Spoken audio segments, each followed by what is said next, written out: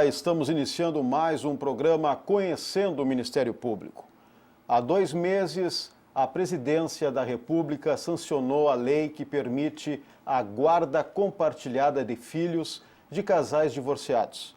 Agora, tanto o pai quanto a mãe dividem igualmente a responsabilidade sobre os filhos. A nova lei prevê ainda que seja dada preferência a esse tipo de tutela em qualquer processo de separação. Antes, a guarda fixada pela Justiça era sempre a unilateral, ou seja, o filho ficava apenas com um dos pais. Para falar sobre o tema, convidamos a promotora de Justiça, Adalgisa Chaves, que atua na área de família e sucessões de Porto Alegre. Doutora Adalgisa, é um prazer tê-la aqui conosco no programa. Doutora, o que mudou após a sanção dessa lei? Primeiramente, eu quero dizer que é um prazer para mim estar aqui e discutir a questão da guarda dos filhos, que é um dos focos mais litigiosos e mais delicados quando da separação de um casal. O que mudou com essa lei foi uma chancela oficial, uma chancela legislativa de um procedimento que vem inteiramente amparar, vem proteger os interesses da criança e do adolescente quando da separação de seus pais. Porque o ideal para a criança, para o adolescente, para o menor de idade, é que os seus pais, apesar de separados como casal, continuem compartilhando, participando conjuntamente, dividindo todas as responsabilidades e os deveres da sua criação. Porque compartilhar isso é participar de alguma coisa. Então, apesar do casal estar separado, eles serão instados a dividir todos os cuidados, todas as responsabilidades em relação aos filhos, buscando sempre atender da melhor forma possível os interesses desses menores. Doutora, e é fato que antes da guarda compartilhada, ou seja, com a guarda unilateral, a lei tendia que o filho ficasse com a mãe? Bom, primeiro, vamos deixar claro uma coisa. A lei previa, quando da separação, que a guarda teria que ser estabelecida. Só que a guarda, nos termos do Código de 16 e do Código de 2002, era onde a criança, adolescente, menor, ia residir. Mas mantinha os outros deveres do outro genitor, que eram os deveres de assistência, de acompanhamento, de coordenar a educação, de participar da atividade. Só não tinha aquilo assim de morar sobre o mesmo teto todos os dias. Havia ainda, e de certa forma ainda há, um certo costume na jurisprudência de manter os filhos com as mães. Só que isso, graças a evolução até dos costumes e das pessoas que estão se civilizando, hoje estão vendo mais o interesse dos menores do que os seus próprios interesses. Então, hoje está se abrindo mais esse leque e tem muitos casos de que, por acordo, as crianças ficam com o pai, assim como tem muitos casos de que, por decisão judicial, está se fazendo uma opção pelo pai, porque o pai está demonstrando melhores condições de atender aquele filho. Havia ainda, talvez, um resquício de um período em que as mulheres não estavam inseridas no mercado de trabalho e que se dedicavam mais ao lar e às lidas domésticas, então havia ainda um resquício de deixar os filhos com as mães. Mas hoje, com a inserção da mulher no mercado de trabalho e com a luta até pela igualdade de direitos, também os pais estão assumindo esse papel, que é uma coisa muito salutar para o desenvolvimento das crianças. A regra deixa claro, então, que seja dada essa prioridade em termos de divisão de tarefas, de responsabilidades perante os filhos. A ideia hoje é essa, é que pai e mãe compartilhem, participem. Eu até acho que essa guarda não deveria ser chamada de compartilhada, mas sim de uma guarda participativa, porque os dois devem participar ativamente. E quando eu digo participar ativamente, não é uma divisão.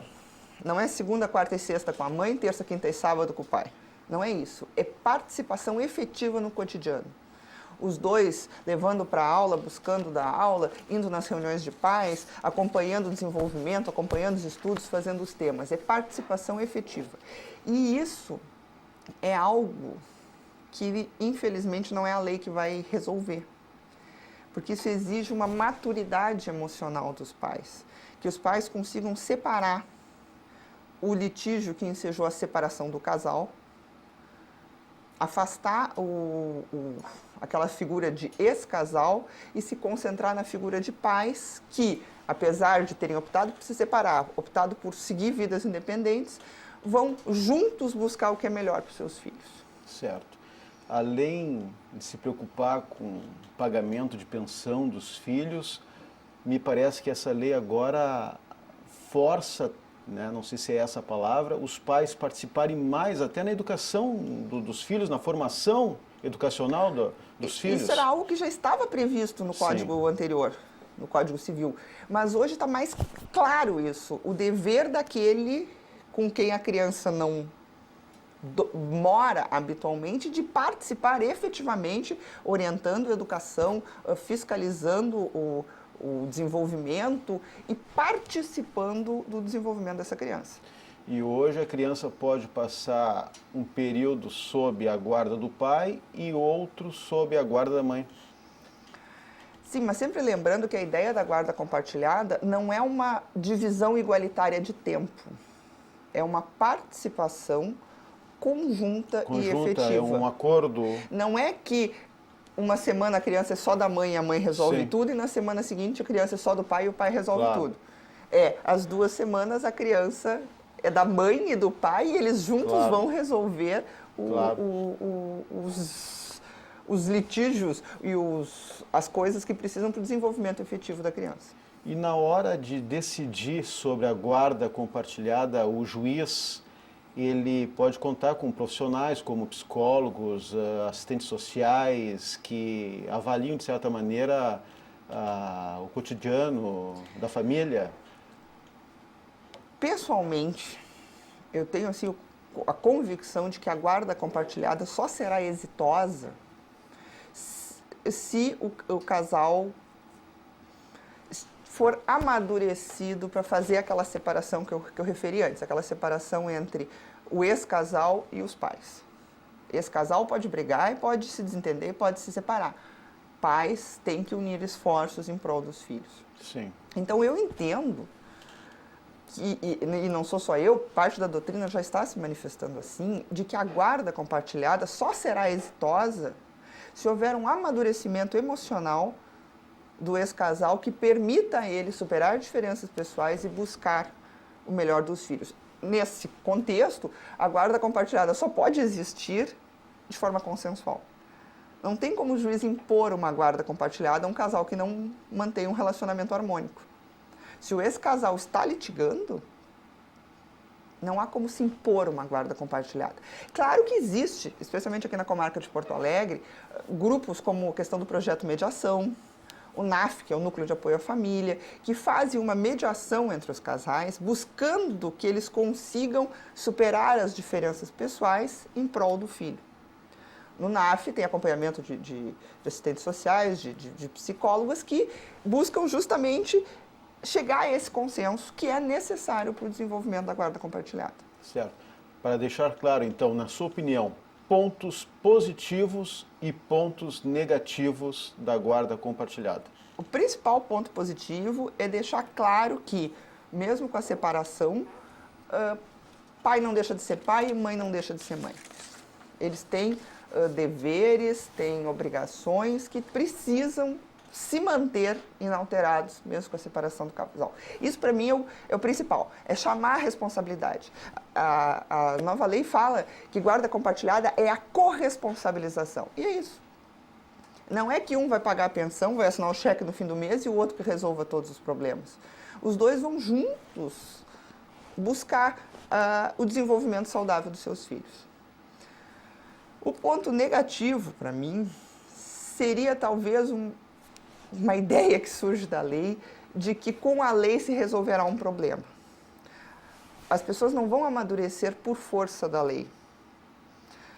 poderão talvez usar essa lei nova como norte para buscar um amadurecimento. Olha, eu preciso amadurecer emocionalmente, me tornar mais, acho que eu posso usar a expressão, civilizado, em prol do meu filho. Mas não há como se impor uma guarda como a lei deixa em aberto, que haveria essa possibilidade da imposição pelo juiz da guarda compartilhada. Até o presente momento não conheço nenhum caso que tenha sido imposta uma guarda compartilhada, até porque a lei ainda não entrou em vigor, estamos no período de vacatio legis, e ela entra em vigor agora no começo de agosto. Agora, o importante de tudo isso é sempre o bem-estar da criança. É o norte principal. Já seguindo toda aquela ideia criada pelo Estatuto da Criança e do Adolescente, é o interesse maior da criança, do adolescente. Isso é que deve nortear as relações entre pais e filhos. Isso é algo que é pacífico na jurisprudência, que é o interesse dos filhos que prepondera, na guarda, na visita, nos alimentos. E a guarda compartilhada, doutora, não pode quebrar assim uma rotina de regras? Por isso que eu falo da questão da necessidade dos pais terem um relacionamento harmônico. Porque Sim. eles têm que ter as mesmas regras. Sim. Para não criar um vácuo normativo onde a criança não vai saber qual o rumo seguir, né? Sim. Porque é importante para uma personalidade em desenvolvimento, uma criança, um adolescente, ter um norte. Claro. Ter um regramento, saber exatamente onde estão os limites. Porque é da natureza da criança testar limites. Ver até onde ela pode ir. Por isso que pai e mãe, mesmo separados, devem ter os mesmos limites, os mesmos nortes, para que na casa de um não seja de um jeito, na casa do outro seja do outro, e isso acabe gerando uma dificuldade de adaptação por parte da criança. Exatamente, porque dependendo da situação, a criança pode ficar em dúvida em qual o melhor caminho E escolher. aí acaba gerando litígio, acaba gerando angústia por parte dos pais e da criança, o que acaba incentivando um clima de animosidade que não é o que se deseja. A guarda compartilhada busca exatamente uma pacificação nas relações de família. Muitas pessoas receberam bem a guarda compartilhada, mas outras entendem, se o casal não consegue nem compartilhar a sua vida, como vai compartilhar a vida do filho? Né? Então, é uma situação difícil isso. Eu acho que a guarda compartilhada, eu vou repetir, a guarda compartilhada só vai funcionar, só vai ser efetiva se houver um certo consenso. Agora, dá para se separar. É possível se separar a função, o relacionamento marital do relacionamento parental. O relacionamento homem e mulher como casal do relacionamento pai e mãe em relação ao filho. É possível separar, mas exige um amadurecimento emocional das pessoas. E exige respeito. Sim. Não é possível que aquele casal que litigou até não haver mais respeito no relacionamento deles, que se expôs a situações de conflito, que brigou até não poder mais se olhar, esse casal não vai conseguir compartilhar uma guarda, porque eles não têm respeito um pelo outro como ser humano. Então, até isso é importante para os casais perceberem a necessidade de se abreviar o litígio, Sim. ou de não se litigar, fazer uma separação consensual para buscar preservar os filhos. Porque os filhos é que acaba restando daquele casamento que naufragou. Sim. Aí, nesses casos, o juiz vai ter que escolher a guarda, com quem fica. Em casos que não há consenso e que a gente vê que realmente não é possível que eles compartilhem a criação dos filhos, aí a gente tem que estabelecer uma guarda unilateral e regular a visita de uma forma bem tradicional. Sim. Para que a criança tenha o contato com os dois, mas não se veja exposta a uma situação de atrito permanente entre os pais. Sim, e essa questão de tempo que a criança pode ficar com cada um, tudo é um acordo entre o casal. Na guarda compartilhada tudo deve ser um acordo entre o casal. Certo. E nesses 2 meses já de experiência, né, porque a lei foi sancionada em junho, né, e nós estamos em agosto, então O que mudou, assim? A senhora sentiu alguma diferença no seu trabalho, lá na vara de família? Já havia casos em que, por acordo, havia sido ajustado pelos pais guardas compartilhadas. Porque esse era um caminho natural em busca do interesse dos filhos.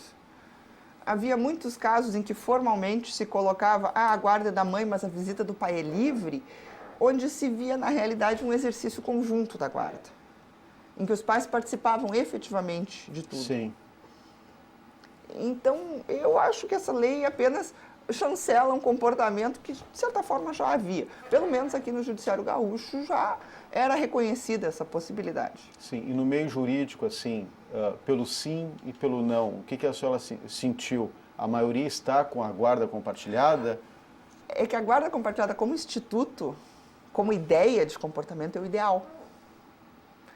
Só que o que eu mais percebo, e o desembargador José Carlos Jorge já escreveu diversos artigos sobre isso, muitos deles estão à disposição no site do IBDFAM, do Instituto Brasileiro de Direito de Família, colocando que não se pode tentar impor o consenso. O consenso nasce das pessoas, não pode ser imposto às pessoas. Sim. Que essa seria a principal crítica que se faz à lei, seria essa possibilidade que abre de impor o consenso, impor a guarda compartilhada. A guarda compartilhada tem que surgir do consenso e não ser imposta. Mas, de um modo geral, eu acho que a lei é boa porque repete algo que os juristas, os operadores do direito já sabiam, mas que, às vezes, a população leiga não se apercebia, que era que, mesmo em caso de separação, pai e mãe continuam responsáveis. Sim. Esse é o principal mérito dessa modificação legislativa, é trazer a responsabilidade pai e mãe para que ambos assumam em igualdade de condições os deveres para com os filhos. Para não ficar aquela coisa que às vezes a gente escutava a mãe reclamar que é ela que tem que fazer tema, é ela que leva no colégio, é ela que busca no colégio, é ela que leva no médico, é ela que corrige, e o pai é o pai do McDonald's no fim de semana, é o que leva no McDonald's, leva no parquinho, leva no cinema. O pai é só coisas boas e a mãe é só a coisa chata. Sim. Então, com isso, se trazendo a responsabilidade, os dois genitores, a parte chata de ser pai e mãe é compartilhada e a parte boa também é. O que é importante para a criança é que ela veja que o pai também corrige, que o pai também faz tema, que o pai também orienta. E que a mãe também leva para passear. Eu estou fazendo bem esse estereótipo, mãe com a guarda Claro. e pai visitante, porque ainda era uma realidade que a gente via bastante. Claro. E o importante disso tudo é o lado psicológico da criança. A criança tem que se sentir bem. Amparada emocionalmente pelos dois e saber que sempre poderá contar com os dois num momento de necessidade e compartilhar suas alegrias e suas angústias com pai e com mãe, porque os dois vão estar ali auxiliando. Claro. E quem se separou pela guarda unilateral pode ingressar com algum pedido para que agora volte à guarda compartilhada, não? A questão da guarda pode ser modificada a qualquer tempo, desde que isso venha atender os interesses da criança. Então, se alguém tem uma separação que foi ajustada, o esquema tradicional, aquele de guarda unilateral e visita, e hoje consegue, com o ex-parceiro, ajustar, achar que uma guarda compartilhada seria o ideal, é possível tranquilamente ingressar com o pedido, se modificar a sistemática e seguir adiante atendendo da melhor maneira possível os filhos. Até agora a senhora não sabe de nenhum caso assim que lembre que ocorreu isso nesses 2 meses de alguém que tenha a guarda unilateral e queira... Que tenha formalizado, não. Mas já nos apareceram casos de pessoas que não chegaram a formalizar essa modificação, mas a estavam exercendo na prática. Sim. Isso já nos apareceu, especialmente na questão do redimensionamento da verba alimentar. Sim. De pai pedindo para baixar os alimentos, em razão de que agora assumiu diretamente uma série de outros encargos com os filhos. Certo. Isso já existe, já é uma realidade. Porque é algo que acaba sendo uma consequência. é a questão do dimensionamento dos alimentos. Ora, se os dois estão dividindo a responsabilidade, estão dividindo as atribuições, às vezes é necessário uma readequação dos alimentos, para que os dois possam fazer frente às suas despesas e que a criança seja atendida da melhor forma possível. Claro. Eu volto a falar no caso da mãe. Se ouvia pelo menos muito falar, não, o casal vai se separar, os filhos vão ficar com a mãe, né, e não com o pai. Isso agora mudou um pouco, não é bem assim. Mudou, não é bem assim. Não... Pai e mãe são iguais perante a lei. A criança ficará dentro da ideia de que primeiro se buscará a guarda compartilhada, e se essa não for possível, aí vai ter que se fazer uma opção pela guarda unilateral, e aí se vê qual dos dois tem melhores condições de exercer a guarda. Inclusive, isso é um artigo da lei que diz até o que é melhores condições. Sim. Que não é só capacidade financeira, é equilíbrio emocional, e é a capacidade, a possibilidade de facilitar o acesso do outro. Aquele genitor muito protetor, até pode-se dizer egoísta, que quer o filho só para si, esse não seria o melhor guardião, porque esse não vai permitir que a criança tenha acesso ao outro. Então, o melhor é que ela fique com aquele que não é tão me falta a palavra, vou usar egoísta de novo, porque está me faltando uma palavra melhor, para permitir que o outro também tenha acesso ao filho. Porque isso também é capacidade, se verifica as melhores condições, né? Permitir que o outro genitor também tenha acesso ao filho, saber que o filho não é só seu, que precisou de dois para ter aquela criança, logo o ideal é que tenha dois para educar. Então, hoje está melhorando, ainda não se faz milagres, mas essa ideia de que que o filho é sempre da mãe. Sim, e dentro da decisão se o filho vai ficar com a mãe ou com o pai, a idade da criança conta bastante. Ou não? Eu digo se é uma criança, se é um... Se é um bebê que está sendo amamentado, claro, por óbvio, não é razoável que ele fique morando com o pai. Sim. Mas, de resto, não teria, assim, um grande limitador. O limitador maior é esse, a criança pequena que mama no peito. Logo, por óbvio, só a mãe pode amamentar, portanto, é mais razoável que fique com a mãe. Mas não existe, assim, um limitador. Recentemente, eu ouvi um psicólogo falando a respeito, assim, de com que idade as crianças poderiam optar se vão ficar com a mãe ou com o pai. E ele disse assim, olha, aos 18 anos. Porque aos 18 anos é que elas serão maiores, e aí elas podem optar com o que quiser. Ele disse, bom, mas aí ela não é mais criança. Eu disse, sim, mas exatamente. Uma criança, um adolescente, não tem ainda a maturidade emocional para fazer essa opção. É se colocar a criança numa situação que ela não tem discernimento de fazer essa opção. E sem contar que eu acho isso que chega a ser um atentado contra os interesses da criança, expô-la a fazer uma opção entre pai e mãe. Porque, com certeza, o maior desejo de uma criança, de filho de pais separados, é que os seus pais se dessem bem e estivessem juntos. Sim. E a criança, ela também é ouvida dentro do processo? Ela é ouvida, mas jamais para que faça uma opção. Ela é ouvida para narrar o seu cotidiano, narrar como é que as coisas fluem na sua vida, mas não é chamada especificamente a fazer uma opção entre o pai e a mãe. Certo. Nós estamos chegando ao final do nosso programa. Eu gostaria, em um minutinho, que a senhora desse aquele recado aos pais que estão em processo de separação.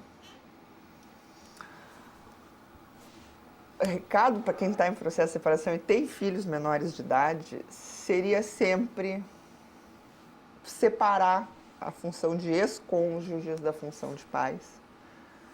Respeitar o seu ex-cônjuge, que por pior que seja, num momento foi bom, tanto que é o pai ou a mãe do filho. E pensar sempre que aquela outra pessoa é o outro genitor do seu filho, merece respeito e buscar o consenso, buscar a proteção dos interesses do filho, buscar sempre o atendimento da prole para que eles se desenvolvam como adultos responsáveis, adultos inseridos e aptos a serem produtivos na sociedade. Porque o litígio, o desacerto entre pais é sempre muito desgastante e muito emocionalmente desgastante e é muito sofrimento para uma criança. E ninguém quer que seu filho sofra. Então, dentro de um amadurecimento emocional dos pais, se atenderá com certeza os interesses dos filhos. Ok, doutora Adalgisa Chaves, que atua na Vara de Família e Sucessões de Porto Alegre. Obrigado mais uma vez pela sua presença e nós voltaremos na próxima semana com mais um assunto de interesse no Conhecendo o Ministério Público. Até lá.